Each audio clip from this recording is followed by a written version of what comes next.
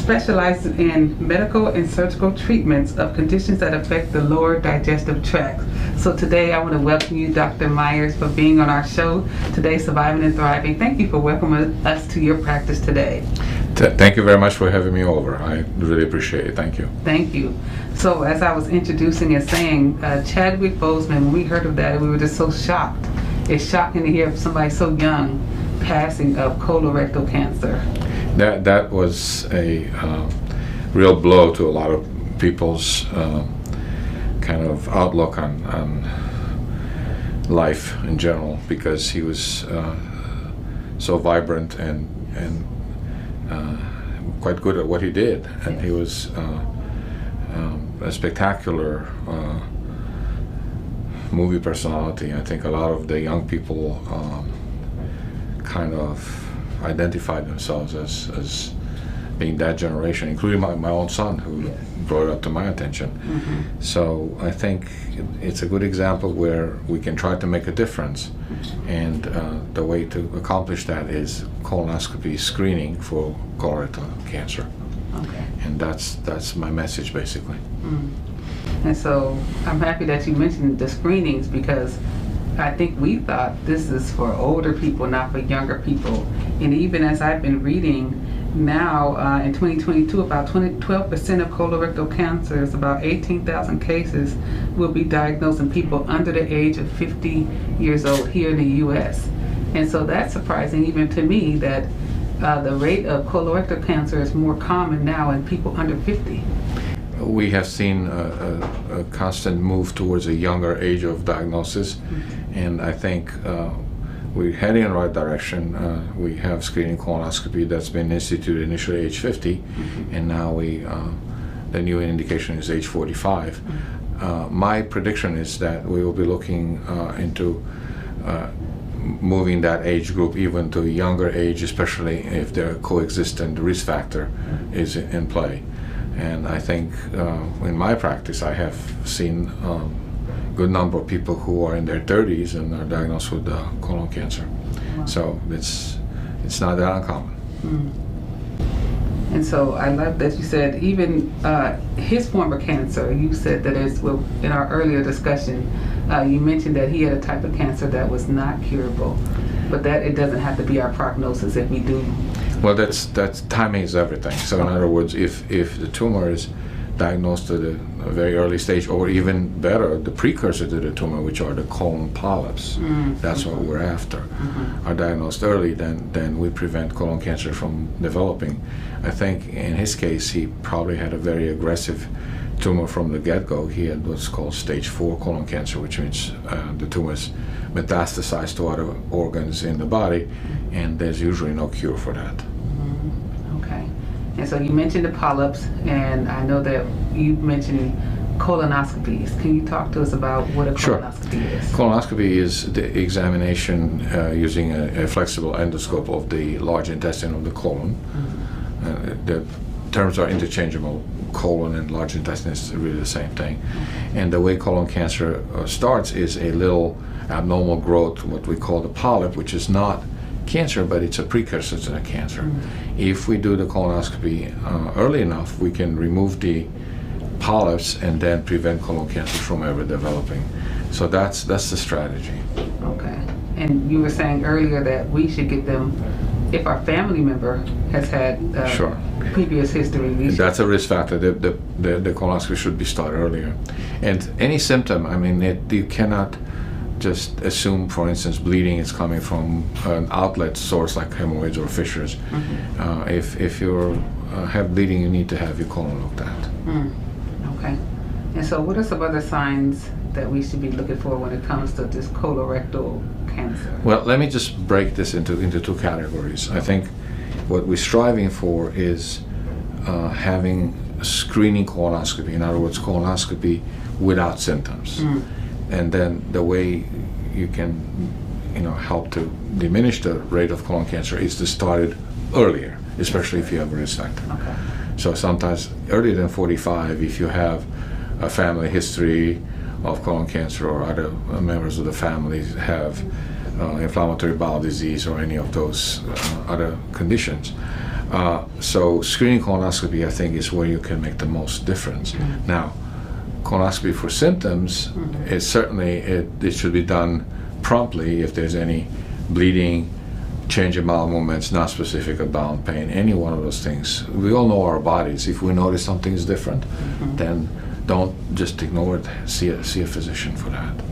I love it. So we should all have a baseline colonoscopy is what I'm hearing. Correct. We all Correct. should have one. Doesn't matter. Yeah, absolutely. It's easy enough to do. Yes. Just like if women have breast exams, that's the baseline. We need to do the same thing I'm hearing with It's our colon. absolutely the same. Yes. Absolutely. Okay, so that makes sense. So let me ask you, you also talk about, you have a list of items or conditions that you treat. So hemorrhoids, you mentioned that earlier. Let's talk about them. We have them, folks. We know people who've had them. I want to talk about those. How do we get hemorrhoids? How do we get rid of them? I think the most important change that we can have is dietary changes with increasing the fiber intake and increasing the fluid intake. And if you have hemorrhoids, it doesn't automatically need a surgical procedure. Medical interventions can really take care of most patient symptoms and less invasive procedures as well. But I think we need to concentrate on our dietary habits. And that's probably very important. And so even with our dietary habits, sometimes we can use enemas, we can use laxatives. When is too much? I would just stay away from enemas and laxatives. I think if you have a combination of increasing the fiber intake, using fiber supplements, and or increasing the fiber in our diets, in conjunction with having adequate fluid intake, then I think that will reach the goal of having regular bowel movements. That's what we're aiming for, regular bowel movements. Okay, all right. And then even as women, I know that sometimes after childbirth, the pushing and the... Yes, I think that comes with the territory. My own wife is this person who had trouble with hemorrhoids that subsequently improved, but I think it's difficult because pregnancy changes a lot of things. There's no doubt about it. Absolutely, Yes. absolutely. And so I'm even thinking about, when we talk about hemorrhoids, we always link it into constipation. I think that there's a relationship there. So I think having normal bowel movements is probably what prevents most people from developing symptomatic hemorrhoids. Okay. And so if we do, when do we need to come see a doctor when it comes to constipation? When do I need to come and see the doctor? I think it's a question of basically, is it really just a benign situation, or is it more than that? If someone has a change in bowel movements, it could be related on some occasions to malignancy. So it could be, and we would need to come and see you. Right. If your body's telling you something, have the symptoms checked. Absolutely. Okay. And so two conditions that I always hear about, especially in our African American community, is Crohn's disease and diverticulitis. Could you speak to those a little bit? Absolutely. Let's start with diverticulitis, which is probably a little simpler.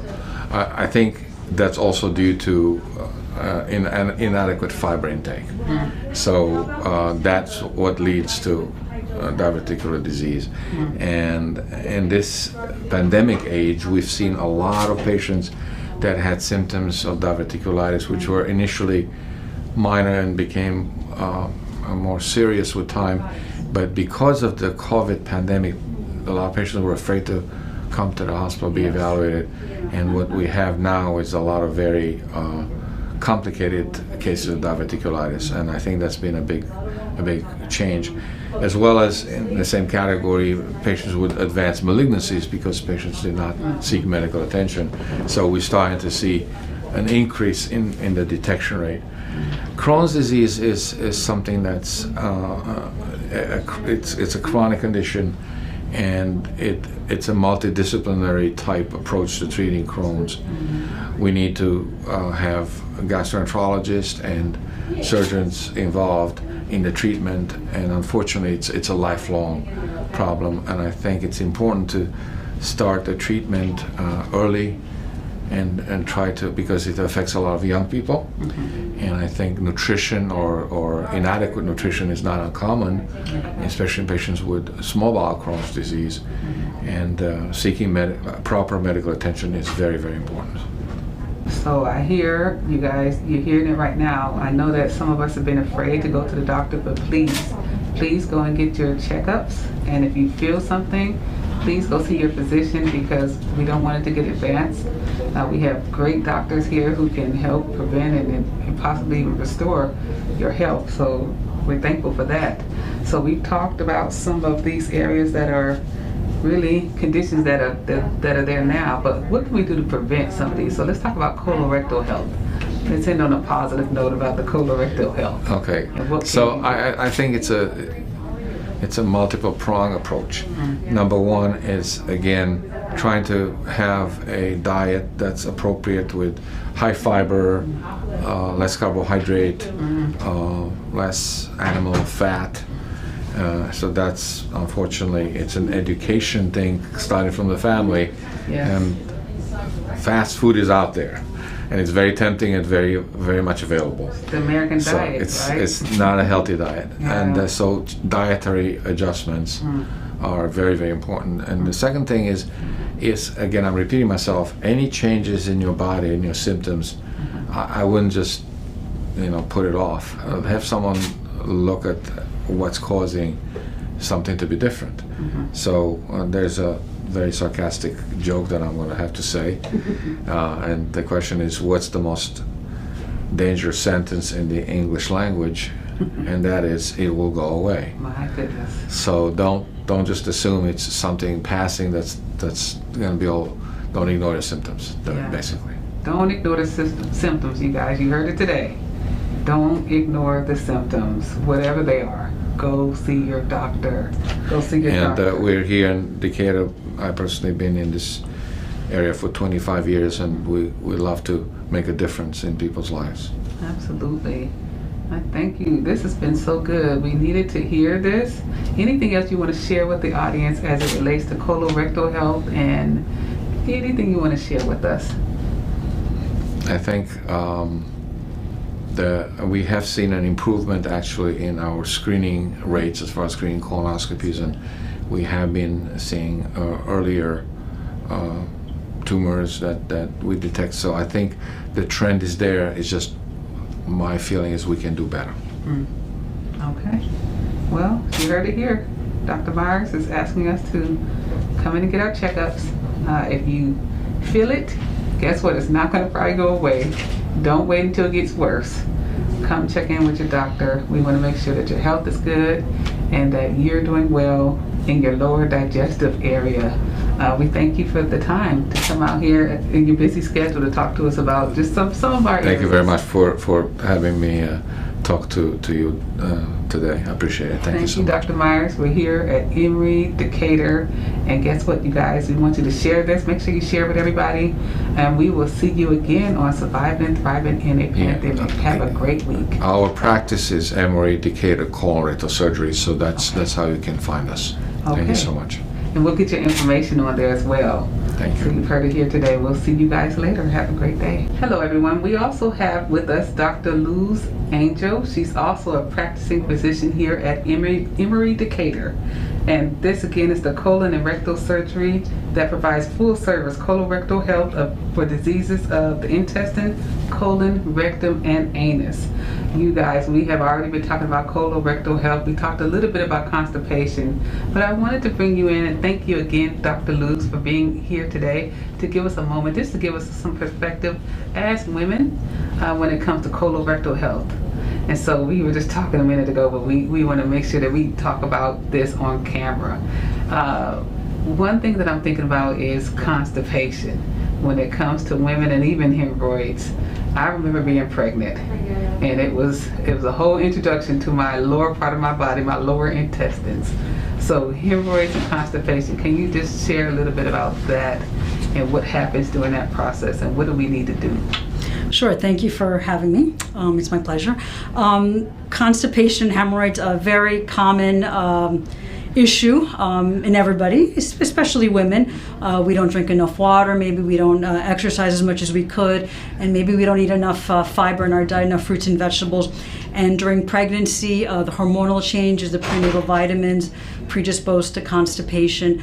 When I evaluate a patient with constipation, I first go over their diet. What is their water intake? How much fiber do they take? How much exercise do they perform? I go over first optimizing their nutrition. And then sometimes, they have to take laxatives to help them go, and that's okay. Certainly, in an older person, I want to make sure, especially if they're 45 or greater, that they don't have an anatomical obstruction. I ask them if they ever had a screening colonoscopy. With respect to hemorrhoids, the conversation is a little bit similar. First, go over their diet. Do they eat enough fiber? And what are their bathroom habits? A lot of people like to, spend a lot of time in the bathroom, especially now with their electronics. They read a lot in their bathroom. Going over healthy bowel habits, not spending a long time on the toilet straining. Ideally, you want big, bulky bowel movements, okay, like bananas. Okay. So again, optimizing fiber in the diet, drinking a lot of water. So what I heard, two things: keep the phone out the bathroom. Definitely. Keep the phone out the bathroom, you all. And we should have a nice banana-shaped bowel movement, big bulky bowel movements. Right. Fiber and water, they work together. And water. And so I talked to Dr. Myers earlier about the American diet. And sadly, we also succumb to that. And so when you say fiber, you said fruits and vegetables. How much approximately should we be looking at? What should we be doing? Maybe between 35 and 40 grams of fiber a day. Okay. And drinking, 8 to 10 glasses of water a day. And exercise. And exercise to keep moving. Okay. And I like that you mentioned over the progression of a woman's life, because of course childbearing age is one thing with our lower digestive tract, and then when we get older it becomes another thing. So I'm even thinking about like when we have those prolapse that you all treat here for conditions. Could you talk about those? Sure. Usually I see it in older women. Nulliparous women that haven't had many vaginal deliveries.